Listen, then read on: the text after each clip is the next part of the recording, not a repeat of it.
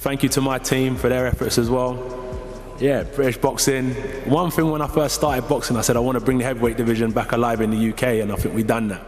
In a stunning announcement following his fight with Daniel Dubois, British heavyweight boxer Anthony Joshua has made a bombshell announcement. The former unified heavyweight champion had long teased his retirement at 37, and with that milestone now reached, it appears the boxing world may have to prepare for life without one of its most recognizable stars. There you go, Dan. Well, we White. sparred hundreds of rounds, didn't it? You cracked him, Daniel. So you know you can hurt him. It's sparring, now we're fighting, it's different, you know? I think it's different. Ready to go. Move on now. You can move on now.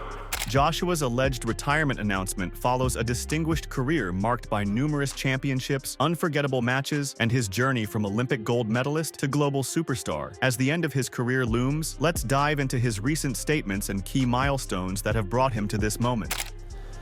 You got to really put your foot down sometimes and let someone know, I ain't here to play games. Watch yourself. And that's what it was. If someone tells you, come on, let's go now. You know, no, I'm not ready. I say, what? Let's go. 2 years ago, Anthony Joshua made it clear that he intended to retire by the age of 37, a milestone he has now reached. Although he initially planned to retire at 35, he later extended that timeline, believing his body could endure the physical demands of boxing for a couple more years. Now, at 37, Joshua feels the time is right to step away from the sport that made him a global icon. But I just didn't want to highlight that fight and say that's the only thing that's brought change to my boxing style and how I wanted to approach my boxing, because it's happened in the amateurs right the way through my career. I've taken losses, but I definitely use it as a platform to get stronger, to build on. Obviously, mine's echoed to the world, like my wins and losses and how I deal with them. Always different, always different. But how I've moved forward from my last loss is I went around the world, went to Texas for a bit, worked with Derek, which was really good. Actually, we went and sourced a trainer from America with Robert Garcia as well, which was a great experience. In his final quest for glory, Joshua has expressed a burning desire to face off against UFC champion Francis Ngannou. Before I retire, I want to take on Ngannou, Joshua said. You're 34 now. Every year, every Christmas that passes, you get that little bit older, a little bit wiser, a little bit closer to one day retiring, as you spoke about earlier. When it comes to the beginning of Anthony Joshua in terms of on the public scene, it was at 2012 Olympics. So the Olympics is back around. 4 years from now, the Olympics will be back around. Do you think you'll still be in the ring 4 years from now? Because you'd be 38, same age as Artur Beterbiev, who had an amazing performance at the weekend. Do you see yourself carrying on that long? Definitely not. Definitely not. So then in that time frame, I don't want you to say a date because obviously anything can happen, but what do you want to achieve before you finally hang up your boots? Beat Francis Ngannou. And that's my main goal. You know, if you look at it from where I'm sitting, that's my main goal right now, is to just beat Francis Ngannou. Anthony Joshua's motivation has never been about money. It's tough, and when I feel like I don't have much power left, that's when I'll retire, he revealed.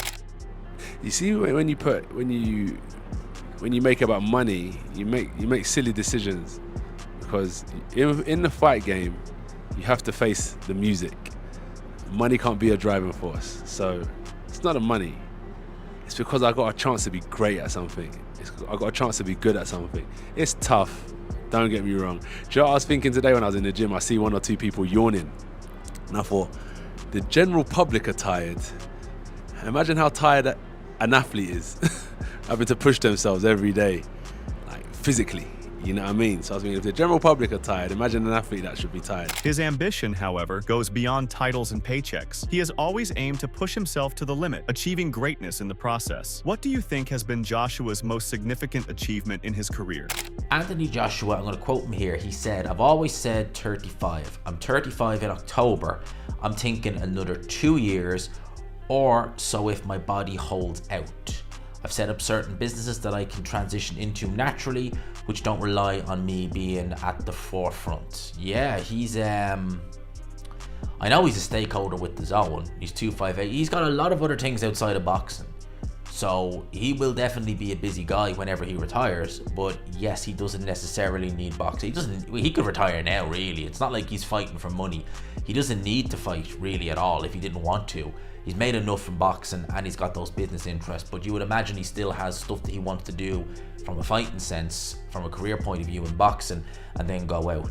It's really crazy to think that Joshua's going to be 35 come October, because it genuinely seems like only yesterday he made his pro debut. It seems like only yesterday he was fighting Charles Martin for the IBF title. In fact, actually, we're nearly at that, and I think it was April 9th, was it not, 2016, so yeah, we're nearly at that anniversary of the Charles Martin fight. And 2016 was a weird year in boxing. It was a crap year in boxing. For those who were watching boxing, you'll know it was a crap year. There wasn't much happening in 2016. Well, there was fights happening, but they didn't really have there wasn't any real big fights. It's hard to believe that Anthony Joshua, who will turn 35 in October, is nearing the end of his career. It feels like just yesterday that he made his professional debut, showcasing his raw power and athleticism to the world. Time, however, has passed quickly, and Joshua is now ready to retire after an illustrious career filled with championships, epic fights, and unforgettable moments. You know, in 2016, I was watching them thinking, oh, I'd love for,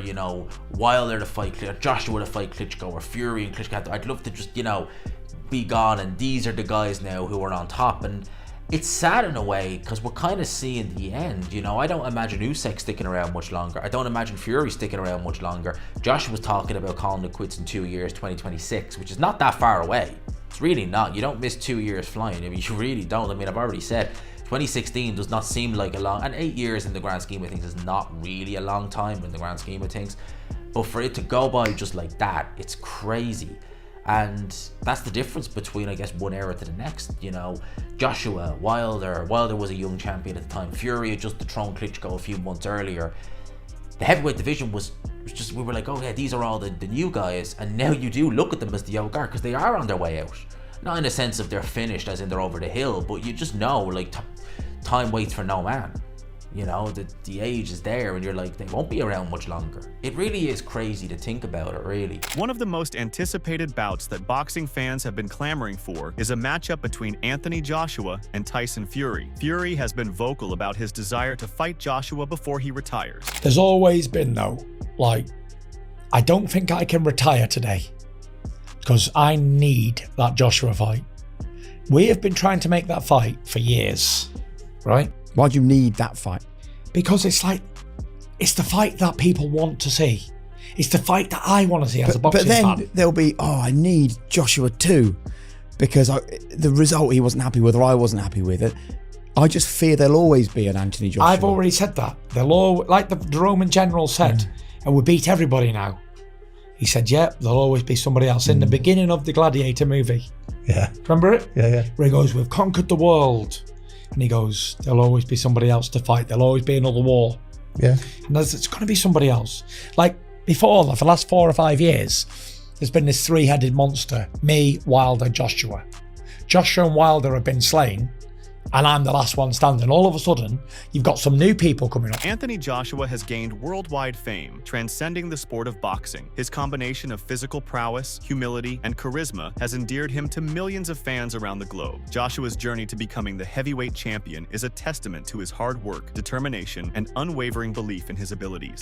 So you go from that fight to the Anthony Joshua fight. Yes. So tell me about the preparation and leading up to that fight.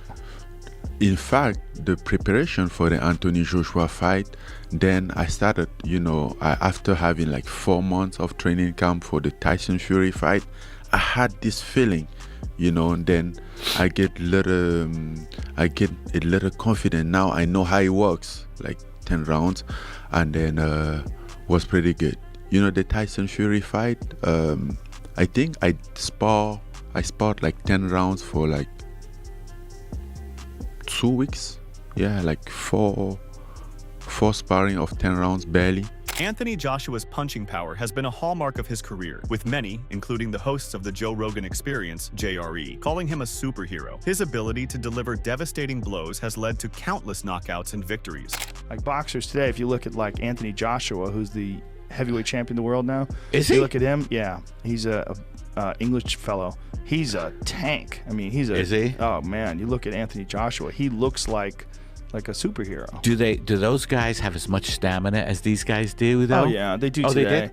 Yeah, because the conditioning methods that they have today are just so superior. They understand rest and recovery, and they monitor your heart rate, and they're monitoring lactic acid buildup. Joshua's physical attributes, combined with his skill and technique, make him one of the most dangerous fighters in the sport. Anthony Joshua's a big puncher.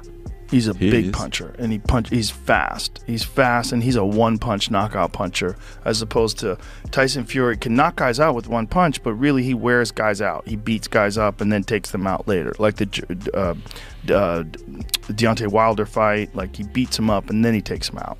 Whereas Joshua can take people out with one shot. He's a much bigger, physically much more powerful guy. No, I agree with that, and I knew that. What would you do differently if you could do the Anthony Joshua fight again? That's the problem.